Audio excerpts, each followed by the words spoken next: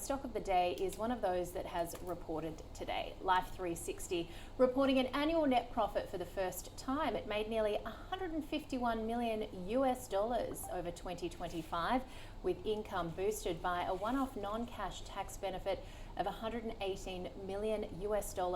Now this follows a loss of $4.5 million a year earlier. Revenue rose by 32% over the year to $489 million, and the family tracking app platform says monthly active users rose 20% over the year to nearly $96 million. Earlier, we spoke to the CEO, Lauren Antonoff, about Life360's push into advertising.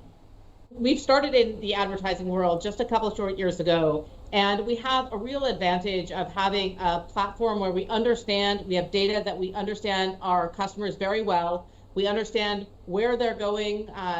We have all these sort of capabilities to be able to measure things, but we didn't have the kind of reach that Nativo, this platform that we recently acquired, that reach that they had. What they bring to us is this incredible reach of both advertisers and publishing platforms. And they bring a tech stack that allows us to create a walled garden where we can deliver the full stack advertising capabilities in a privacy safe way and really let us accelerate our advertising business.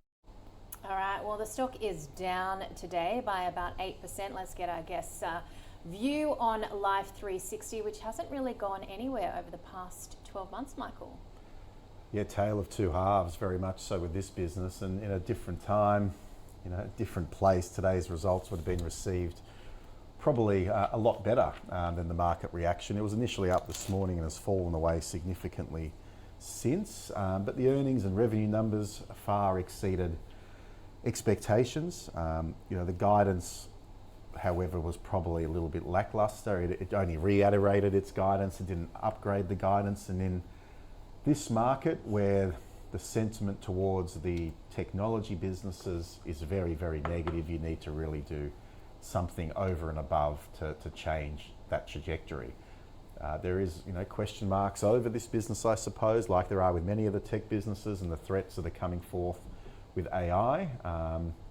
So that has been weighing on the stock heavily. It is a business that we had owned in our managed fund, but we sold out of it, towards the beginning of the year, just as that momentum was really sort of picking up on the downside, because operationally the company still is delivering some outstanding outcomes. It's just the valuation is very, very lofty and doesn't leave much room for a sentiment re-rating. So yeah, look, at the right time, this could well be a buy, but for the moment, I wouldn't go near it. So a sell rather than a hold if you had it? I think so. Yeah. What about you, Shawn?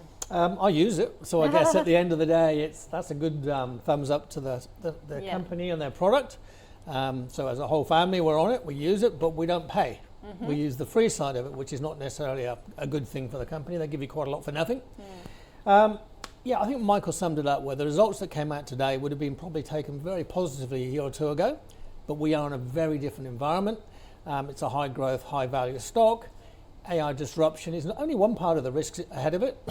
People like Apple, they've got products that are very similar as well. Someone could easily come across and just have a real go at them if they so wished. So I wouldn't call it a sell. We actually believe the AI disruption trade is very mature, coming to an end, and some of the quality stocks that have been sold off a lot are probably quite interesting at these levels. So I would call it a hold. The numbers are good, but it's expensive still today for what it's making and what it's earning. With the headwinds that could come up, there's a lot of ifs and buts in there, as you've heard me just say, so I call it a hold. All right, a hold from Shawn and a sell there from Michael, and very much, of course, looking at some of those AI threats, and Shawn making a good point too, that there's other products out there, and there's also the freemium version, if you will, the Apple iPhone, where you can track people, also potentially a threat there. So that is our stock of the day, Life360, with one sell and one hold.